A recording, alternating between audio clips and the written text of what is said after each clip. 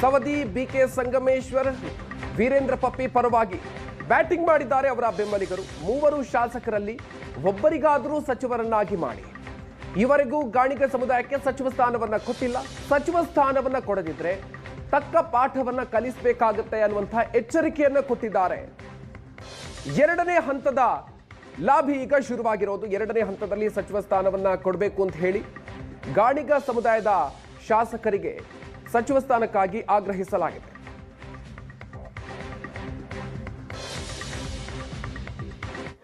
ಇವತ್ತಿನ ಸರ್ಕಾರದಲ್ಲಿ ಕಾಂಗ್ರೆಸ್ ಪಕ್ಷದಲ್ಲಿ ನಮ್ಮ ಸಮಾಜದಿಂದ 3 ಜನ ಶಾಸಕರಾಗಿದ್ದಾರೆ. ವಿಶೇಷವಾಗಿ ನಾವು ಕಾಂಗ್ರೆಸ್ ಪಕ್ಷಕ್ಕೆ ಏನು ಮನವಿ ಮಾಡ್ತಾವಿದ್ದೇವೆ ಅಂದರೆ, ಸ್ವತಂತ್ರ ನಂತರ ಕರ್ನಾಟಕದಲ್ಲಿ ಕಾಂಗ್ರೆಸ್ ಪಕ್ಷ ಅಧಿಕಾರಕ್ಕೆ ಬಂದ ಮೇಲೆ ಯಾವತ್ತಿಗೂ ಗಾಣಿಗ ಸಮುದಾಯಕ್ಕೆ ಸಚಿವ ಸ್ಥಾನ ಸಿಕ್ಕಿಲ್ಲ.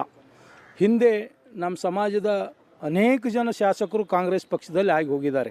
ಈಗ 2023ರಲ್ಲಿ ಶ್ರೀಯುತ ಲಕ್ಷ್ಮಣ್ ಸವದಿಯವರು ಭಾರತೀಯ ಜನತಾ ಪಕ್ಷವನ್ನು ಬಿಟ್ಟು ಬಂದಾಗ ಅಲ್ಲಿ ಅವರಿಗೆ ಉಪಮುಖ್ಯಮಂತ್ರಿ ಅಂತ ಸ್ಥಾನವನ್ನು ಆ ಪಕ್ಷ ಕೊಟ್ಟಿತ್ತು.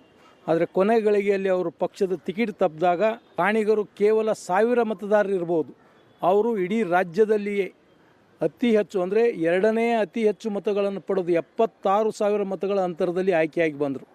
ಅಂಥ ಒಬ್ಬ ಜನನಾಯಕನಿಗೆ ಇವತ್ತು ನೀವು ಒಂದು ಮಂತ್ರಿ ಸ್ಥಾನ ಕೊಡಬೇಕು. ಯಾಕಂದರೆ ಸನ್ಮಾನ್ಯ ಬಿಕೆ ಸಂಗಮೇಶ್ ಅವ್ರನ್ನ ಮತ್ತು ಲಕ್ಷ್ಮಣ್ ಸವದಿ ಇವರನ್ನು ಇನ್ನು ಸಂಪುಟ ವಿಸ್ತರಣೆಯ ಸಂದರ್ಭ